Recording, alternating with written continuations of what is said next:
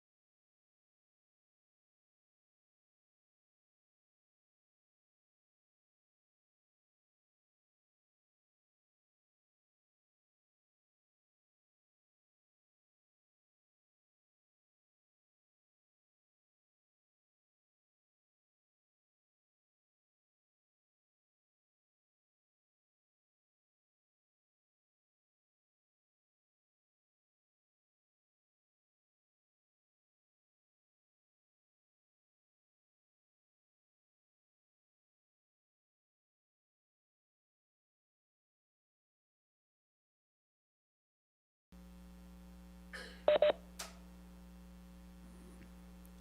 morning, everyone. Morning, commissioners online. I see Commissioner Coleman, Commissioner Kolkmeyer. Good morning. Good morning. And Commissioner Mitchell. Morning. Morning. Morning.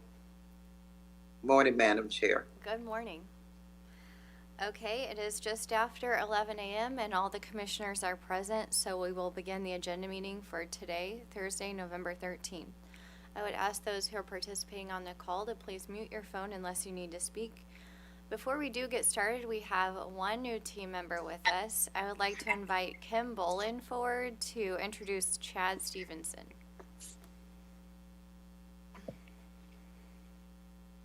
Good morning. This is Chad Stevenson. He is a senior professional engineer in our water, sewer, gas, steam department. We stole him from DNR. We're happy to have him on board. Great. Thank you. I'm happy to be here. Welcome, Chad. Thanks. Thank you. Welcome aboard. Thank you. Welcome. Thank you. Today there is one new order and two other discussion items, with one of those being closed. But before we get to those, we do have minutes to approve from the November 5th, 2025 agenda. Commissioners, are there any changes or modifications to those minutes? Hearing none, all those in favor of approving those minutes, please say aye. Aye. Aye. Aye. Those opposed? By a vote of 4-0, those minutes are approved. The first and only tariff in order today is in file number EO-2025-0154 in the matter of the application of Evergy, Missouri Metro and West for approval of new and modified tariffs for service to large load customers. On February 14th, Evergy filed an application for approval of its large load power service rate plan and associated tariffs, which requested rates and tariffs for customers with loads larger than 100 megawatts in Evergy's service areas. The Commission issued notice of Evergy's application and granted intervention to several parties. Multiple rounds of testimony were filed, and on September 25th, a majority of the parties, including Evergy, Ameren, Google, Velvet Tech, Nucor, Data Center Coalition, Renew, and Sierra Club, filed a non-unanimous settlement that purported to resolve all of the issues in the case. The Commission then held an evidentiary hearing on September 30th and October 1st, during which additional testimony was provided, exhibits were offered and admitted, and all parties were provided an opportunity to be heard by the Commission. Parties also filed 2 rounds of post-evidentiary briefs. The Commission has been presented with 2 proposals in this case. The proposal developed by staff and OPC stated that it supports, and the proposal by the majority of the parties that's contained in the non-unanimous agreement. In the admitted exhibits and testimony, the Commission has been presented with significant evidence that large customers have the potential to bring economic benefits to the state, and also the potential to help further spread fixed costs across a larger customer base. While staff and OPC recommend limitations or prohibitions on large users locating in Evergy service area, it is a settled law that with very few exceptions can a utility such as Evergy deny service to a user who locates in its service territory. Such limits or prohibitions would violate Evergy's obligation and duty to serve, and it's counter to the evidence in the record that large users provide benefits to the state and other ratepayers. Importantly, the Commission's decision in this case must comply with the newly enacted law, Section 393-170, or 130.7, that was part of Senate Bill 4. The pertinent language of the law states that the tariff schedules to serve large customers should reasonably ensure that such customers' rates will reflect the customer's representative share of the costs incurred to serve the customers and prevent other customer classes' rates from reflecting any unjust or unreasonable costs arising from such service to such customers. Nowhere in this law is the Commission enabled to limit or prohibit large users from locating in a service area. Instead, the Commission is tasked with ensuring that the rates and terms of service for large users are just and reasonable, and therefore preventing existing customers from paying any unjust or unreasonable costs that should be paid by large users. Thus, the Commission must focus its decision on what rates and terms of service for large users comply with the law. Staff's proposal requires upwards of 25 different charges that a large user could be subject to paying. The evidence showed us that the vast amount of charges and uncertainty make it unclear if a large user would be paying too much, too little, or more likely if a large user would forego locating in Missouri altogether, as even a sophisticated user would be unable to predict what its ultimate bill responsibility would be. In contrast, the non-unanimous agreement has presented clear charges and fees, along with voluntary riders, that the evidence supports are structured so that large users pay their fair share of costs, both while they are customers of Evergy, but also if for some reason they would no longer be customers. Meaning that fees are aimed at recovering costs to serve large users regardless of whether the large user remains a customer. Importantly, large users such as Google, Velvet Tech, Nucor, and Data Center Coalition testified that these rates and fees are similar to other states, particularly neighboring Kansas, and are fair but not so burdensome as to prevent Missouri from being competitive. The voluntary riders also allow large users to invest their own money into clean energy or other initiatives that are important to the large users, but prevent other customers from subsidizing those activities. After reviewing the information on the record, the order before us adopts the rates and terms developed by the majority of the parties and incorporated into the non-unanimous agreement. The evidence in the record supports that those rates and terms comply with the statutory requirements and strike the important balance of setting rates and terms that are fair, just, and reasonable to the large user, while also being fair, just, and reasonable to existing customers. And furthermore, while this order will set the initial rates and terms of service for large users, those rates and terms of service will be reviewed by the Commission in all of Evergy's subsequent rate cases, and the Commission will be able to make any necessary modifications to ensure that those terms remain just and reasonable. For those reasons, I will be supporting this order.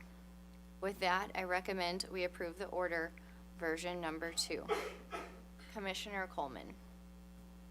Thank you, Madam Chair. Your reference to the terms fair, just, and reasonable is what is really important in this situation. I can appreciate staff's opinion. I can appreciate all the work and investigative work they did to pull this together. But in the end, the fair share of costs is what's important. Therefore, I support the order. Thank you, Commissioner Coleman. Commissioner Kolkmeyer. Thank you, Madam Chair. I agree with both your comments and Commissioner Coleman's comments on this, and will be supporting this order. Thank you, Commissioner Kolkmeyer. Commissioner Mitchell. Thank you, Madam Chair. And I also appreciate all of the work and thought that went into developing this stipulated agreement and order. I'm satisfied that this will result in the large load customers bearing the financial responsibility for the costs that are incurred for infrastructure improvements, be they transmission or generation.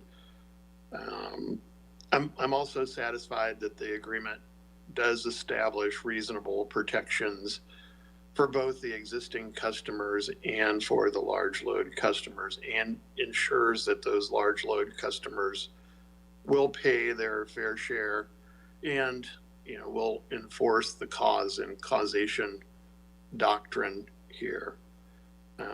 I think much was said about this being an important tariff, and it is. I'm also